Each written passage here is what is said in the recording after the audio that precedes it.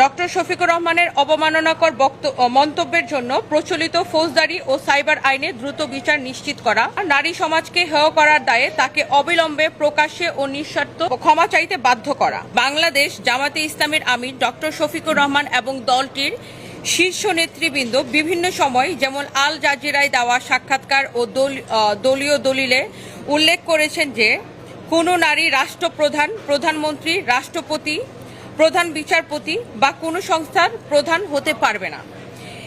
এছাড়া জামায়াতে ইসলামী বাংলাদেশের এটা ঘোষিত নীতিও।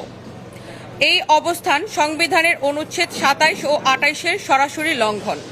আরপিও অনুযায়ী কোনো দল যদি সংবিধানের মৌলিক কাঠামোর লিঙ্গ সমতা বিরুদ্ধে অবস্থান নেয় তবে সে রাজনৈতিক দলের নিবন্ধন বাতিলযোগ্য।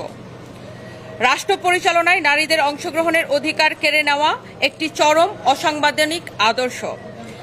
৪. সুনির্দিষ্ট অভিযোগ, সম্প্রতি ডক্টর শফিকুর রহমান কর্তৃক নারীদের উদ্দেশ্যে প্রস্টিটিউট বা পতিতা শব্দ ব্যবহার এবং নারী নেতৃত্ব নিয়ে তাদের দলগত বিদ্বেষমূলক অবস্থান কেবল ব্যক্তিগত আক্রমণ নয়, বরং এটি বাংলাদেশের সমগ্র নারী সমাজের সাংবিধানিক অধিকার ও সম্ভ্রমের উপর সুপরিকল্পিত আঘাত।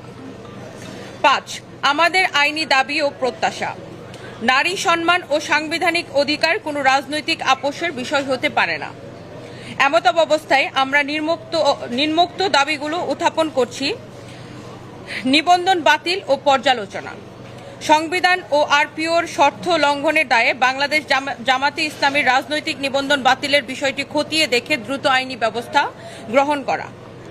আইনগত ব্যবস্থা, ডক্টর শফিকুর রহমানের অবমাননাকর মন্তব্যের জন্য প্রচলিত ফৌজদারি ও সাইবার আইনে দ্রুত বিচার নিশ্চিত করা, প্রকাশ্যে ক্ষমা প্রার্থনা, নারী সমাজকে হেয় করার দায়ে তাকে অবিলম্বে প্রকাশ্যে ও নিঃশর্ত ক্ষমা চাইতে বাধ্য করা। জিরো টলারেন্স নীতি, নারী বিদ্বেষমূলক বক্তব্যের বিরুদ্ধে রাষ্ট্রকে কঠোর আইনগত অবস্থান গ্রহণ করতে হবে। একটি গণতান্ত্রিক রাষ্ট্রের আইনের শাসন সবার জন্য সমানভাবে বলবৎ থাকতে হবে। আমরা আপনার নেতৃত্বে এমন একটি বাংলাদেশ প্রত্যাশা করি, সদয় বিবেচনার এবং প্রয়োজনীয় ব্যবস্থা গ্রহণের প্রত্যাশায়। বিনীত নিবেদক নীলা ইসরাফিল, আহ্বায়ক সচেতন নাগরিক সমাজ, এবং আমি সচেতন নাগরিক সমাজের পক্ষ থেকে সদস্য সচিব রুবায়েত ফাতেমা তনি।